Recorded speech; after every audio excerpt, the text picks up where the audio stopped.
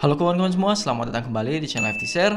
Hari ini kita punya pembahasan yang lumayan menarik nih, terutama untuk kalian para pengguna dan pencinta kendaraan roda 2. Karena di video kali ini kita bakalan membahas tentang macam-macam penggerak yang terdapat pada motor.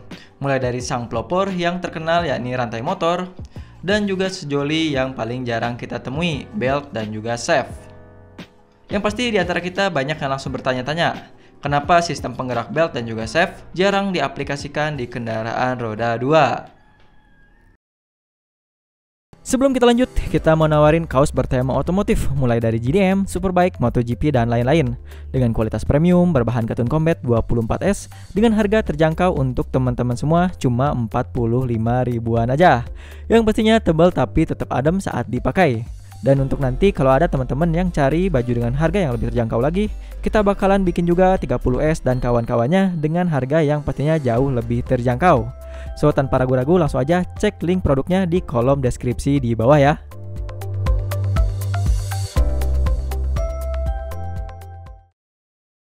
Oke, seperti yang kita bilang tadi, kalau pada kendaraan roda 2 sendiri, khususnya yang masih menggunakan manual transmisi ataupun sequential transmission, memiliki 3 variasi penggerak yang berbeda, yang terdiri dari rantai, belt, dan juga shaft.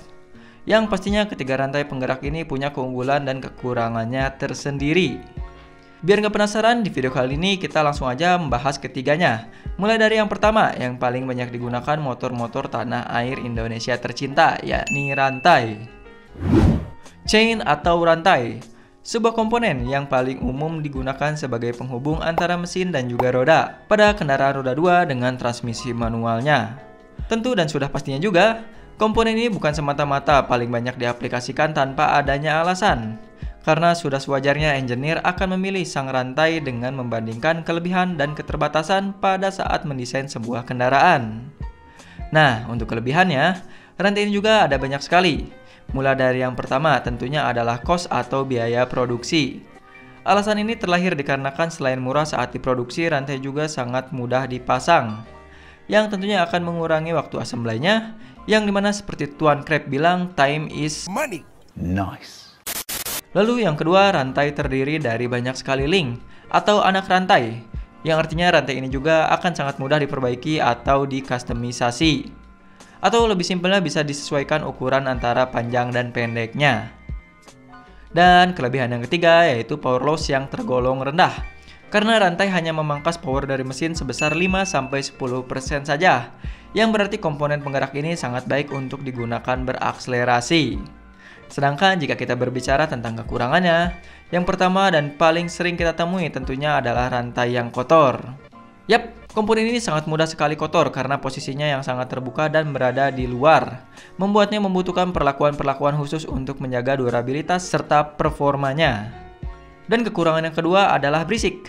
Karena setiap komponen terdiri dari link atau anak rantai yang saling bergesekan saat bekerja. Apalagi untuk kondisi rantai yang sudah kurang layak dipakai, biasanya akan dibarengi dengan ciri khas bunyi cetek-cetek selayaknya Supra Bapak. Lanjut ke komponen yang kedua yakni belt. Bagi pengguna motor matic jelas tidak akan asing lagi dengan komponen yang satu ini. Dan karakteristik belt yang terdapat pada motor skutik ataupun moge sebenarnya cenderung memiliki tampilan dan kelebihan yang hampir sama. Seperti minimnya perawatan. Lalu yang kedua dapat mengurangi tingkat kebisingan. Yang jelas kedua aspek tersebut akan sangat memberikan kenyamanan. Sedangkan untuk power loss yang dihasilkan banyak yang salah kaprah nih. Belt pada transmisi manual cenderung akan menghasilkan power loss yang rendah selayaknya pengaplikasian rantai. Sedangkan untuk belt di CVT itu punya sistem kerja yang berbeda, yang membuat power loss-nya juga semakin besar. Kalian juga bisa cek simulasi 3D tentang CVT buatan kita. Dan seperti biasa linknya ada di kolom deskripsi. Balik lagi ke inti pembahasannya, walaupun memiliki power loss yang rendah, kenyataannya transmisi ini juga tetap memiliki kekurangannya tersendiri. Mulai dari gigi yang lebih halus, yang membuat kecenderungan terjadinya slip semakin tinggi, dikarenakan juga elasticity dari karetnya sendiri. Lalu yang kedua biaya maintenance yang tinggi, karena tidak adanya subkomponen yang bisa di maintenance, yang artinya sekali terjadi maintenance sama dengan penggantian komponen beltnya itu sendiri. Yang terakhir adalah shaft atau shaft. Untuk penjelasan sepintas, shaft pada motor cenderung sama seperti gardan mobil pada umumnya. Namun seperti yang kita tahu di Indonesia, motor yang menggunakan SAF masih tergolong sangat jarang terlihat di jalan. Karena rata-rata motor di Indonesia menggunakan sebuah belt ataupun rantai. Dan selain itu, rata-rata penggunaan gardan atau SAF juga notabene adanya pada motor moge. Sebagai sampel, salah satunya adalah BMW R1200 GS.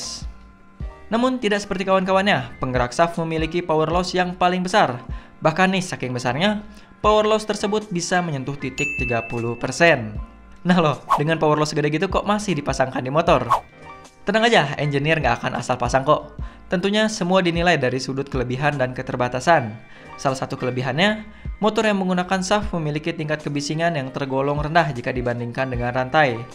Dan tentunya kelebihan utama dari sang SAF atau gardan ini adalah kekuatan atau durabilitasnya, yang bakalan cocok untuk menghandle power dari sebuah motor dengan mesin yang overpower.